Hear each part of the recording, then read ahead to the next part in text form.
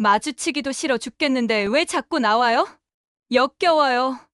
친구들 앞에서, 그것도 웃음소리 가득한 거실 한복판에서 며느리가 시어머니에게 퍼부은 말입니다.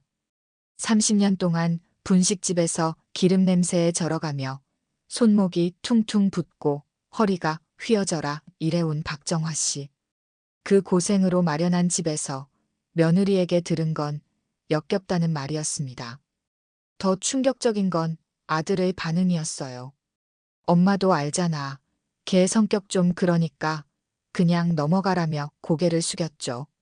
그 순간 박정화 씨의 마음속에서 평생 참고 살아온 끈이 툭 끊어져 버렸습니다. 하지만 이 이야기는 여기서 끝나지 않습니다. 단 한마디, 집 주인이 누구냐?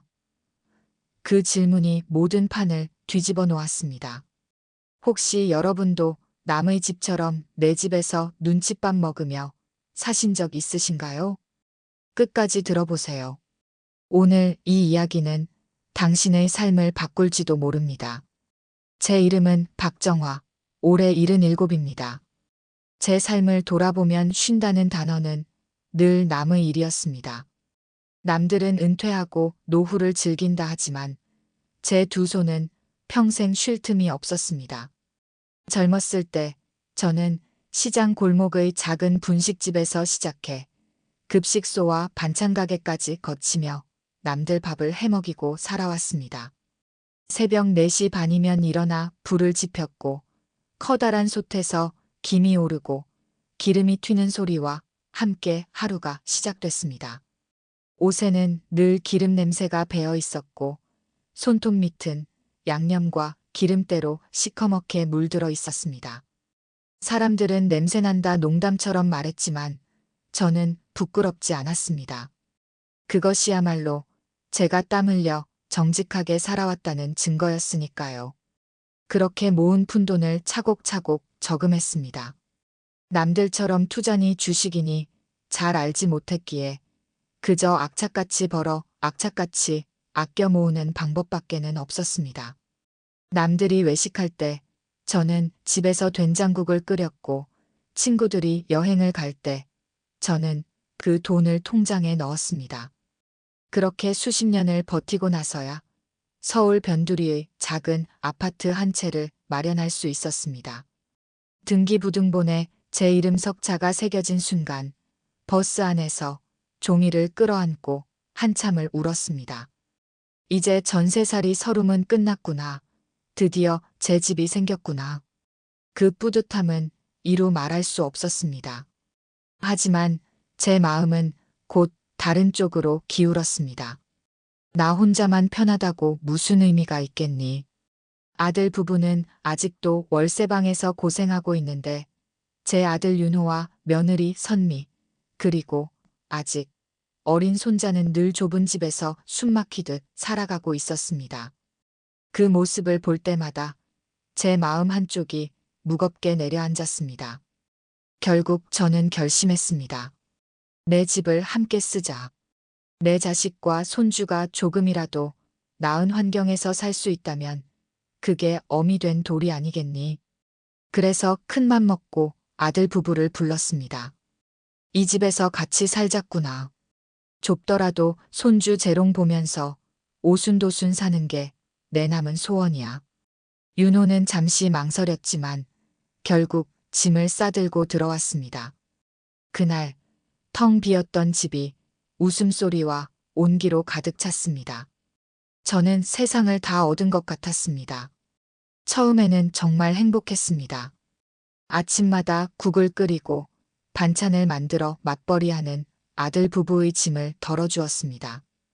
퇴근한 며느리가 제 손을 잡고 어머니 덕분에 살아요라며 고마움을 전했을 때 마음 깊은 곳에서 피로가 눈 녹듯 사라졌습니다. 손자가 제 목을 껴안으며 할머니 최고라고 외칠 때면 그 순간만큼은 내 청춘의 고생이 모두 보상받는 듯 했습니다. 하지만 행복은 오래가지 않았습니다.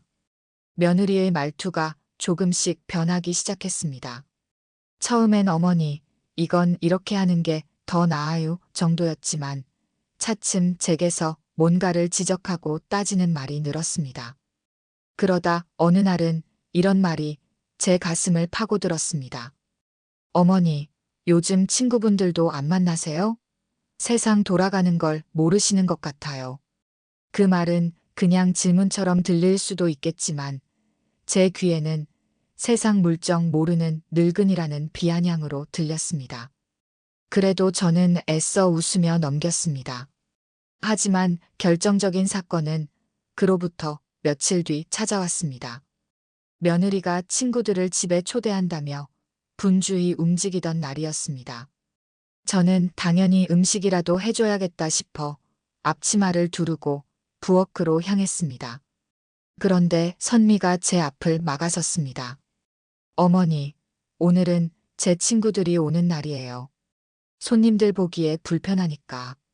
하루만 방에 계셔 주시면 안 될까요? 식사는 제가 방으로 가져다 드릴게요. 그 순간 제 심장은 얼어붙었습니다. 내 집에서, 내 돈으로 마련한 집에서 아들 부부와 손주를 위해 희생하는 내가 오히려 초라한 존재로 내몰린 것이었습니다. 고맙다던 며느리의 미소는 사라지고 제게 남은 건 냄새나는 짐짝이라는 낙인이었습니다. 그날 밤 저는 방에 홀로 앉아 천장을 바라봤습니다. 마음속에서 무언가 부서지는 소리가 들렸습니다. 내가 이 집에서 어떤 존재가 된 걸까? 고마운 어머니가 아니라 체면을 깎는 짐이구나. 며느리 선미가 제게 방에 좀 계셔 달라던 그날 이후 집안 공기는 눈에 보이지 않게 달라졌습니다. 거실에 나와 앉아 있으면 며느리는 괜히 큰 소리로 방문을 닫거나 제 눈을 피하며 전화를 하곤 했습니다. 아무 말도 하지 않아도 그 눈빛 하나로 느낄 수 있었죠. 당신은 여기 있지 말라는 신호말입니다. 저는 스스로를 다독였습니다. 내가 너무 예민한 걸까? 젊은 사람들 생활에 내가 방해가 되는 건 아닐까? 그렇게 제 잘못인 듯 여겼습니다. 하지만 시간이 갈수록 며느리의 태도는 더욱 노골적으로 변해갔습니다. 어느 날 저녁, 선미는 퇴근하자마자 식탁에 앉더니 윤호와 눈빛을 주고받더군요. 그리고는 제 앞에 앉아 태연하게 말을 꺼냈습니다. 어머니, 이제 아이가 곧 중학교에 올라가잖아요. 공부할 공간이 필요해요. 그래서 안방을 아이 공부방으로 쓰려고 해요. 어머니는 저쪽 작은 방에서 지내시면 되겠죠. 체면 생각해서라도 이제는 작은 방으로 옮기시는 게 맞죠. 그게 어머니 자리예요. 그 말에 저는 귀를 의심했습니다. 안방은 집에서 가장 따뜻하고 햇볕이 잘 드는 공간이었습니다. 반면 그 작은 방은 북향이라 하루 종일 해가 들지 않고 늘 창고처럼 짐만 쌓아두던 곳이었습니다. 단순히 방을 바꾼다는 이야기가 아니었습니다. 집에서 내 존재를 구석으로 밀어내겠다는 말이었습니다. 저는 조심스레 물었습니다. 아가, 안방은 내가 이 집을 살 때부터 내 자리였단다. 작은 방은 너무 습하고 어두워서. 하지만 제 말이 끝나기도 전에 윤호가 말을 끊었습니다. 엄마 미안해. 나도 어쩔 수가 없어. 애 공부 때문에 그러는 거잖아. 그냥 조금만 이해해줘. 그 순간 가슴이 철렁 내려앉았습니다. 내 아들은 결국 내 편이 아니구나. 그날 밤 저는 결국 제 손으로 이불과 옷가지를 챙겨 작은 방으로 옮겼습니다. 안방에서 작은 방으로 이동하는 그 길이 마치 법정에서 죄인으로 끌려가는 듯 무겁게 느껴졌습니다. 창고 냄새가 배어있던 그 방은 차갑고 어두웠습니다. 저는 그곳에 앉아 스스로에게 물었습니다. 내가 왜 이 꼴이 됐을까? 평생을 바쳐 마련한 내 집에서 내가 왜 이렇게 쫓겨나야 하지? 그 후로 저는 정말 투명인간이 되었습니다. 거실에서 손주가 웃으며 뛰어다니는 소리가 들려와도 저는 문 너머에서 홀로 밥을 먹었습니다. 가끔 선미가 방문 앞에 반찬 그릇을 툭 내려놓고 갔습니다. 문을 열면 이미 며느리는 돌아서 있었고 저는 남겨진 찬밥을 홀로 먹어야 했습니다. 몸도 망가지기 시작했습니다. 허리가 굽고 손목이 욱신거렸지만 그것보다 더 아픈 건 마음이었습니다. 저는 밤마다 이불을 뒤집어 쓰고 울었습니다. 하지만 그 눈물을 닦아주는 사람은 아무도 없었습니다. 며느리의 태도는 점점 더 잔인해졌습니다. 어느 날은 거실에서 손주와 함께 앉아 있는데 퇴근한 선미가 다가와 제 앞에서 코를 막으며 말했습니다. 어머니, 집안이 다 어머니 냄새로 찌들었어요. 제발 씻고 다니세요. 역겨워요. 그 말은 제 가슴에 비수가 되어 꽂혔습니다. 냄새나는 존재, 불결한 존재. 그 한마디가 저를 완전히 짐짝으로 만들었습니다. 저는 혹시나 아들이 내 편을 들어주길 바라며 조심스레 물었습니다. 얘야, 내가 뭘 그렇게 잘못했니? 왜 내 아내가 나를 이렇게 힘들게 하니? 하지만 윤호는 한숨만 내쉬며 말했습니다. 엄마도 알잖아. 선미가 좀 예민해. 그냥 조금만 참아줘. 나도 힘들어. 그 대답은 칼날보다 날카롭게 제 마음을 베었습니다. 내 편은 없구나. 아들마저도 결국 아내의 눈치를 보며 내 고통을 외면하는구나. 결국 저는 스스로를 짐이라 여기며 방 안에 갇힌 채 살았습니다. 누구와도 대화하지 못하고 웃음소리와 함께 문이 닫히는 소리만 들을 뿐이었습니다. 그때 깨달았습니다. 나는 더 이상 고마운 어머니가 아니라 그들에게는 불편한 짐일 뿐이다. 며칠 후 제 몸은 완전히 무너졌습니다. 끙끙 앓으며 며칠을 누워 있었는데 물 한 모금 넘기기도 힘들었습니다. 간신히 몸을 일으켜 거실로 나가 며느리에게 말했습니다. 아가, 나 좀 병원에 데려다 주겠니? 몸이 너무 안 좋구나. 하지만 선미는 친구들 앞에서 코를 막으며 소리쳤습니다. 어머니, 지금 뭐 하시는 거예요? 냄새 나니까 제발 방에 들어가 계세요. 그날 제 세상은 완전히 무너져 내렸습니다. 내 집에서 내 가족에게 냄새 난다고 쫓겨난 순간 저는 더 이상 울지도 못했습니다. 결국 저는 집 밖으로 나와 동네 벤치에 주저앉았습니다. 겨울 바람은 뼛속까지 파고들었지만 마음속 공허함이 더 아팠습니다.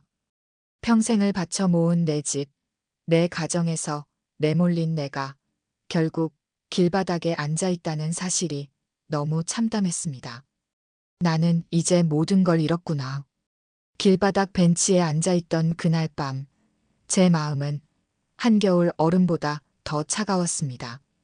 평생을 바쳐 모은 집에서 내 아들과 며느리 손에 밀려나 이렇게 비참하게 앉아 있다니. 손끝은 얼어붙어 감각이 없었고 숨은 흩어졌다 모였다를 반복하며 가슴을 조였지만 무엇보다도 존엄을 잃었다는 서러움이 더 아팠습니다. 얼마나 앉아 있었을까요? 멀리서 들려오는 구두 발자국 소리에 고개를 들었습니다. 낯익은 얼굴이 눈에 들어왔습니다. 박 여사 아니에요? 이런 밤에 여기 웬일이에요? 목소리의 주인공은 최 노인이었습니다. 예전에 같은 동네에 살았던 이웃이자 은퇴 전에는 법무사 일을 했던 분이었지요. 최 노인은 제 곁에 앉더니 한참 동안 아무 말도 하지 않고 담배를 꺼내 물었습니다. 연기가 천천히 공중으로 흩어지는 동안 저는 결국 울음을 터뜨렸습니다. 그동안 억눌렀던 서름이 주르르 쏟아져 나왔습니다. 며느리가 나를 냄새난다면서 내쫓으려 해요. 아들은 제 편을 들지 않고 결국 이 집에서도 쫓겨났습니다. 내 집인데, 내 이름으로 산 집인데. 최 노인은 담배 연기를 길게 내뱉더니 단호하게 물었습니다.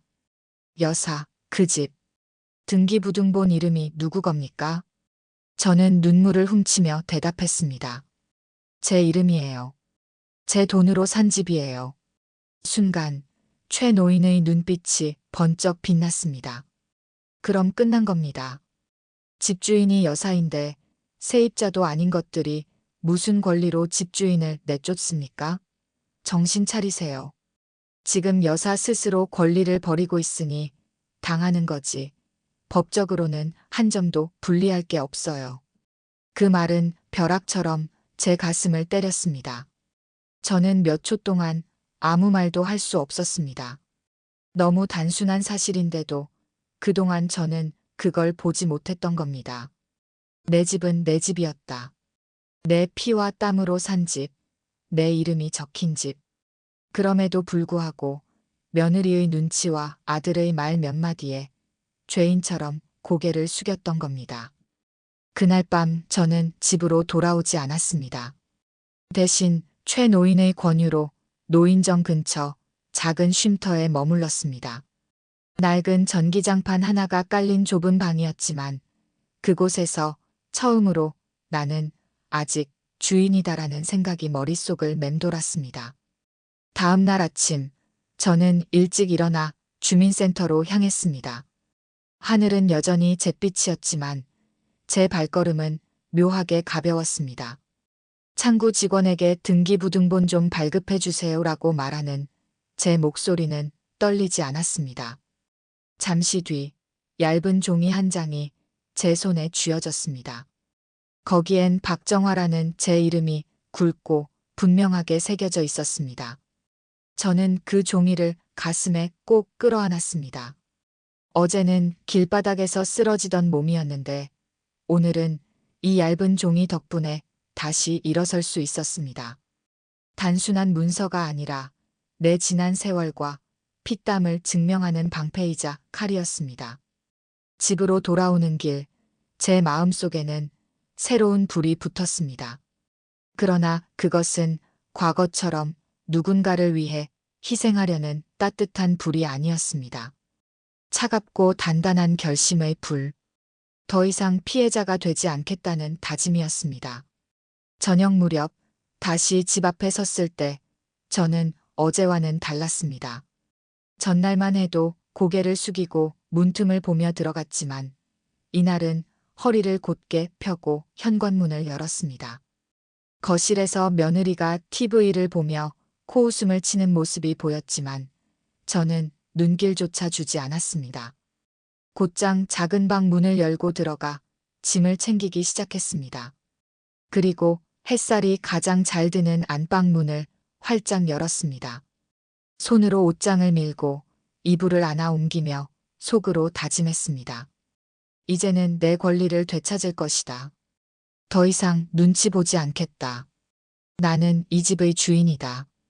그날 밤 저는 다시는 눈물을 흘리지 않았습니다. 대신 새벽까지 등기부등본을 손에 쥔 채 앞으로 어떻게 움직일지 계획했습니다.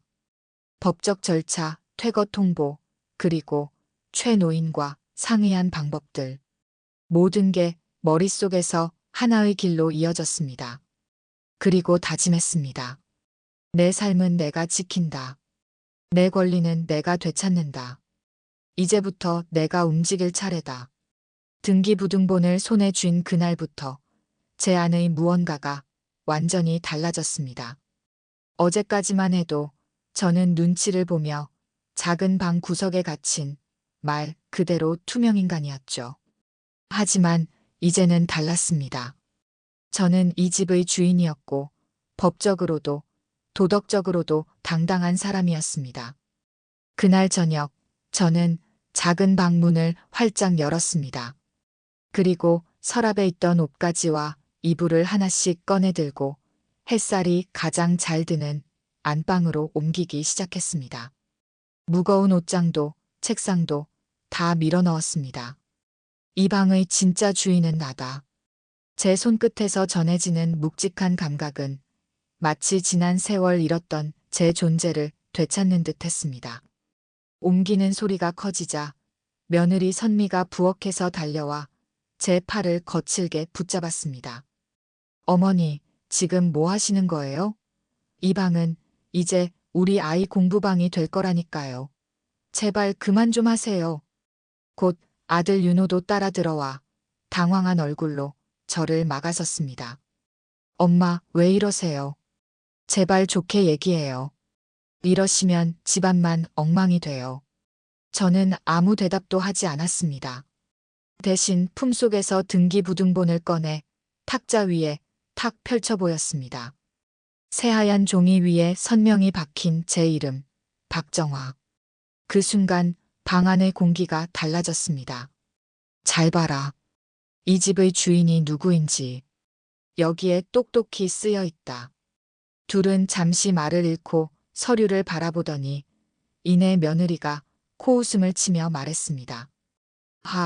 고작 이런 종이 한 장으로 뭘 하시겠다는 거예요? 어차피 어머니 돌아가시면 다 우리 거잖아요. 그 말에 저는 눈을 가늘게 뜨며 차갑게 웃었습니다. 그래, 그게 내 생각이었겠지. 내가 죽어야 내 몫이 생긴다고. 그런데 아직 나는 살아있다. 그리고 그 집은 내 소유다. 내 이름은 어디에도 없다. 선미의 얼굴에 순간 불안이 스쳤지만 곧 다시 나를 세웠습니다. 어머니, 이제 저희도 못 참겠어요. 요양원 알아봤으니까 짐 싸시죠. 저희 인생에도 자유가 필요하거든요. 그 순간 저는 준비해 두었던 마지막 한 수를 꺼냈습니다. 안방 서랍에서 두툼한 봉투를 꺼내와 탁자 위에 소리나게 던졌습니다. 안에는 변호사 명의의 퇴거 통보서가 들어 있었습니다. 윤호와 선미는 어리둥절한 표정으로 서류를 꺼내 읽더니 얼굴이 굳었습니다. 선미의 손이 덜덜 떨렸습니다. 이게 뭐예요? 저는 낮지만 단호한 목소리로 말했습니다. 이 집은 내 재산이다. 너희는 아무 권리 없는 불법 거주자일 뿐이다. 지정된 날짜까지 나가지 않으면 강제 집행을 하겠다. 순간 방 안 공기가 얼어붙었습니다. 윤호가 다급히 제 손을 붙잡으며 말했습니다.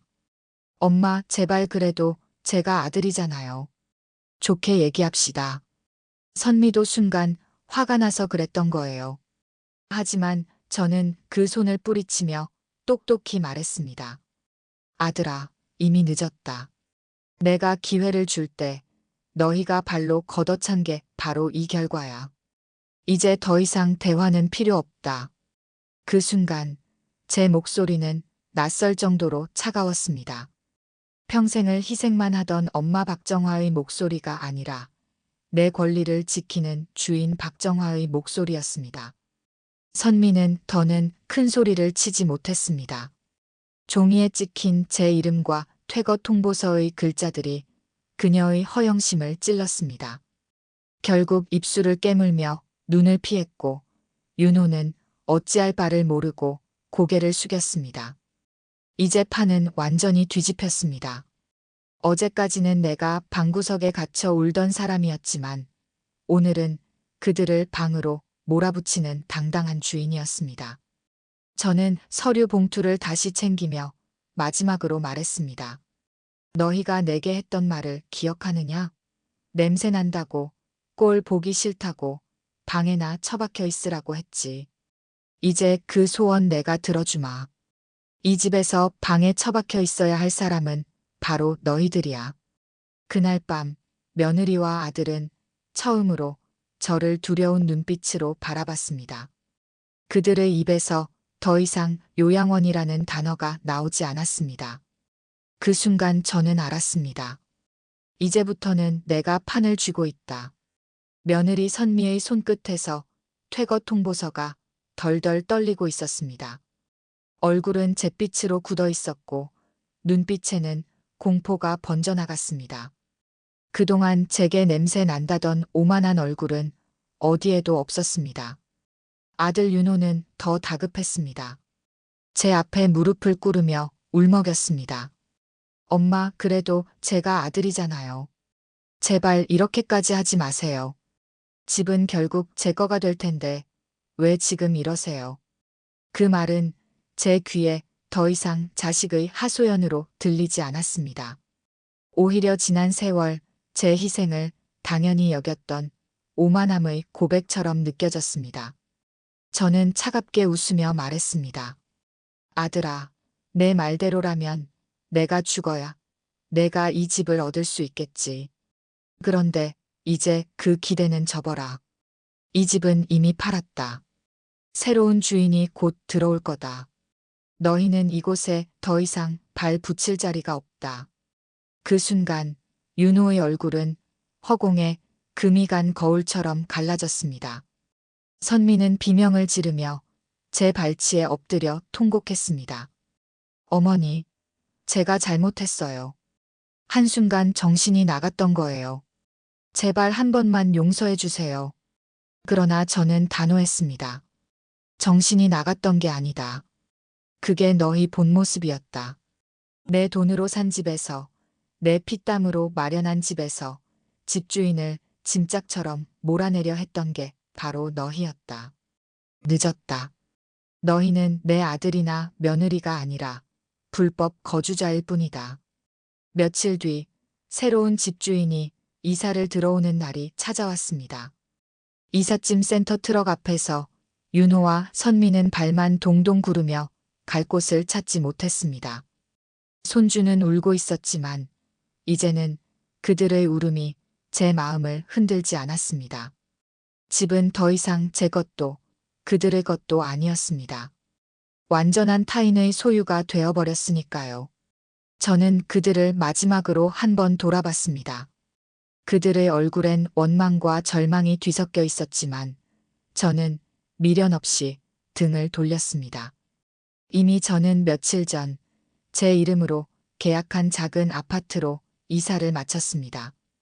혼자 살기에 딱 알맞은 공간, 하지만 햇살이 잘 드는 따뜻한 집이었습니다. 첫날 아침 커튼 사이로 들어온 빛이 제 얼굴을 스쳤을 때 저는 속으로 되뇌었습니다. 이제는 나의 시간이다. 더 이상 누군가의 엄마, 누군가의 짐이 아니라 나 박정화로 사는 시간. 하지만 거기서 끝나지 않았습니다. 저는 곧 오래전 연락이 끊겼던 친구들에게 전화를 걸었습니다. 얘야, 나 이제 자유다. 우리 같이 여행이나 다녀올까? 목소리 너머로 들려오는 반가운 웃음이 제 가슴을 뛰게 했습니다. 그렇게 몇 주 뒤 우리는 고향 근처의 바닷가로 여행을 떠났습니다. 젊을 때는 일하느라 단 한 번도 제대로 못 가봤던 곳이었죠. 파도 소리가 귓가에 철썩일 때, 제 발밑 모래사장이 촉촉이 젖어올 때, 저는 문득 깨달았습니다. 내가 이제야 진짜 살아있구나. 여행은 거기서 끝나지 않았습니다. 다음 달에는 친구들과 함께 산행을 했습니다. 땀을 흘리며 산길을 오르다 정상에 섰을 때 저는 지난 세월 구부러져 있던 허리를 활짝 펼 수 있었습니다. 누군가의 잔소리에 고개 숙이던 제가 아니라 바람을 온몸으로 맞으며 하늘을 바라보는 자유로운 인간으로 서 있었던 겁니다. 친구들은 제게 물었습니다. 정화야, 자식들한테 다 내어주고도 후회 안 하냐? 저는 웃으며 대답했습니다. 후회? 이제는 없어. 오히려 알았지. 나 자신을 지켜야만 진짜 사랑을 줄 수 있다는 걸. 나를 버리면 남도 나를 버린다는 걸. 그 말에 친구들이 박수치며 웃었습니다. 그 웃음소리가 바람에 실려 퍼지며 제 마음을 더 단단하게 해주었습니다. 지금 제 일상은 다릅니다. 아침에는 햇살 가득한 창가에 앉아 여행 사진을 정리합니다. 낮에는 친구들과 함께 시장을 돌며 맛있는 음식을 사 먹습니다. 가끔은 노인정에서 프로그램에 참여해 노래도 부르고 춤도 춥니다. 누구의 눈치도 보지 않고 누구에게도 모욕당하지 않는 삶. 그것이 제게 주어진 두 번째 기회였습니다. 이제 저는 더 이상 아들 부부가 어떻게 사는지 궁금하지 않습니다. 그들의 인생은 그들의 것이고 제 인생은 제 것입니다. 저는 그저 제 앞에 놓인 햇살과 바람, 그리고 웃음에 감사할 뿐입니다. 여러분, 지금 이 순간에도 누군가에게 권리를 내어주고도 죄인처럼 숨어 지내는 분이 계시지 않습니까? 부모의 희생이 당연하다는 말 속에 존엄과 권리를 잃어가고 있지는 않으신가요? 이 이야기는 단순한 복수극이 아닙니다. 나 자신을 지켜야만 진짜 사랑도 가능하다는 우리 모두에게 던지는 메시지입니다. 여러분의 박정환은 누구입니까? 혹은 여러분 스스로가 그런 삶을 살고 있지는 않습니까? 오늘 이 영상을 끝까지 봐주셨다면 구독과 좋아요로 함께 목소리를 내주세요. 그 지지가 부당함에 맞서는 모든 이들에게 큰 힘이 될 것입니다.